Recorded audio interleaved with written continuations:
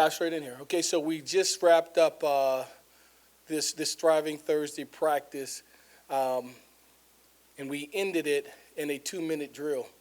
A 2-minute drill for our football team where we put ourselves in two different scenarios and kind of mindset in anticipation of being put in tough situations and how we will respond to those situations. And so we got in 2 minutes. We were down by 2, and we wanted to put the stress and strain on the offense that we needed to put ourselves in position to be in field goal range to kick 3 to win the game. And we played it out. A very competitive event for us, for our defense. They came up with a big pick to seal victory for the Tigers. The next time we went with the next group, we were down by 7. We needed a touchdown and to put ourselves in position to be in Bryant-Denny Stadium in Tuscaloosa and have to make a decision. That decision would be, would we go for 1 to go into overtime, or would we go for 2 to win the football game? And make no doubt about it, we're going to try to win the football game. If we're in that position, we want everybody on our football team and our organization to know that we're going to do our very best to win a football game and not extend play as we get into that position. Competitive back and forth with the offense and defense. Proud of our team in the way that we've practiced this week. And here's what I said to our football team. The hay is not in the barn. There's no such thing after Thursday practice. It's over. It's done. No such thing. That we'll practice through Friday. We'll have walkthroughs on Saturdays. We will go into the game, and we'll compete. And after the first series, we'll make an adjustment. And after the first half, we'll make an adjustment. And at halftime, we'll continue to make adjustments. And in the third quarter and on through the fourth quarter, until there's no more zeros on the clock, we're prepared to compete, make adjustments, and continue to work with a workman's-like mentality to the best of our ability. So that's our game plan. That's our mindset with a hard hat. With a hard hat and a lunch pail going to do work. And so that's kind of summarized what we've done this week, summarized what we've done this day. So I'll open it up for any questions you guys may have. Coach, you mentioned some of the situational decisions and things that you prepared for. What is your approach then to fourth down situations, or say you're at the yard line, it's 4th and 7? Like what's like? Yeah, it varies. It'll vary. Yeah. The swing of the game, how it's going, the momentum of the game, the score of the game. Could there, if you're asking, is there a 4th down situation that we may go for? Quite possibly. If it advantages us, certainly. Are we going to play smart football and be conscientious of the analytics and the things that could put us in harm's way? Of course we will. And so each one of those scenarios could be individually based on the situation, time in the game, score of the game. But whatever is necessary to advantage us, be certain that we will do it. Yes, ma'am. Coach, we've seen a lot of change in the program. Thank you. Coach, we've seen a lot of change in the program in the last week or so, but one thing is concerning is the change in the offense. Will we see Garrett in his normal role, or are alternate quarterbacks being considered? Yeah, Garrett is our starting quarterback. He will go out there as our starting quarterback. There's with great anticipation and belief that he'll do all the things necessary to put us in position to win the game. We think we have a talented football team. Some of those guys at wide receiver, some of those guys at running back, some of those guys at the quarterback position. Any and every bullet that we have that we could use to advantage us, we will use it. Frank, you talked earlier in the week about inside run. I guess and the response from the players that we talked to was really positive. I guess how has that kind of gone as the week has progressed, and just what have you liked about seeing the team kind of come alive in that regard? Yeah, it spills over. Usually on a Thursday day, you're in spiders as you look at our mannequin for the dress of the day, and that's from that standpoint. But it doesn't change how we practice, and that we're still very intentional.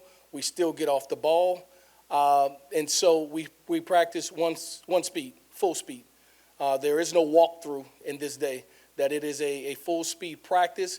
Although it's not padded, it has spider pads in it. We use our feet, we use our hand with physicality, And so you take it from a 9 on 7 days that have shoulder pads, face masks where you're kissing another guy, if you will. It didn't change.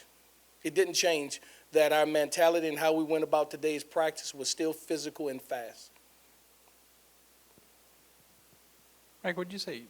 I don't know you give away the game plan or anything, but did y'all have expanded what y'all are trying to do, or are you trying to hone in on the plays and formations that can work best for you? From a game plan standpoint, we're honing in on the things that gives us advantages.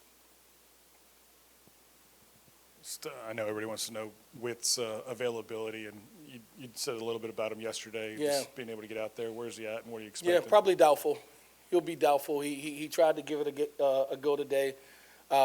He bounced around a little bit. We'll look at him again tomorrow, but in transparency, he's probably doubtful for tomorrow. Does the dot move back to the safeties in that situation? Does who? The green dot?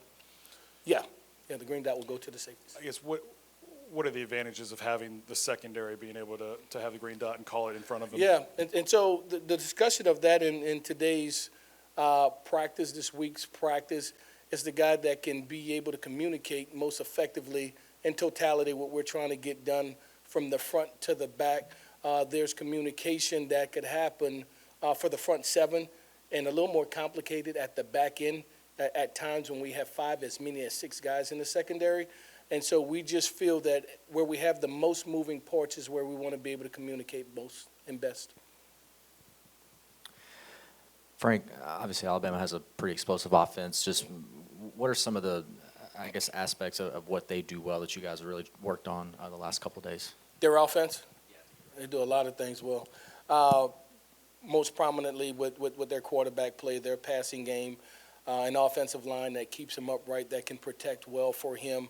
But they're not shabby running the ball either. They can run the ball effectively. For us, it's about us, right? And so maintaining gap integrity, holding the point when run is to you, running a heel line and being disciplined on the backside when run is away from you. Secondary guys that come from depth that have run fits, being where we're supposed to be when we're supposed to be there. We like to use the word fit like a glove. All right, where there's a gap, you take all the air out of it and don't leave available gaps for the offense to be able to run through. And I think if we do those things in both pass game and run game, it'll give us an opportunity. On the back end, we just got to contest it. They're really good at the wide receiver position. But I like our secondary, and I like our ability to be able to compete. We got guys I think are gamely. We have guys that have length and guys that have speed. We just got to make it transfer onto the football field when the ball goes up and it's 50-50 that we're there to contest it. Keeping at that linebacker spot, what have you seen from Keys and Singleton, I guess, as they've kind of now had this responsibility for a couple of weeks, seen some growth there? You know, they've played in several games now, and so they're not rookies anymore. They're not youthful anymore because what changes that is game experience, not necessarily years in school. And so game experience has been valuable for them. These 2 weeks, the bye week and this week, has been monumental for them in their development. They'll play. They'll play well. They've been coached extremely well, and they'll know what to do, and there'll be attention to detail to be in position to make plays. Do you feel like, this is kind of a big picture question, but do you feel like you're taking a team that understands its focus, has a little bit more definition to it now as opposed to maybe last weekend? Yeah, I think, anytime there's void there, you allow chaos to be able to creep in, and so we try to fill the voids. And I spoke about it in our last meeting, not just what we're doing, but how we're doing it and why we're doing it. And so for our football team, those questions get answers, and we share with them. You have a lifeline. You don't have to guess. You don't have to wonder. You don't have to be confused. It's our responsibility, and we want you to have the mentality of coach me, coach. Coach me, and charge us with our responsibility of getting you prepared to do the best that you can do. That's what we signed up for. And so when we could fill those voids from a communication standpoint, from a demonstrative or demonstration standpoint, it allows them to be that much more confident. I think they're confident right now because they're getting answers to the test, if you will.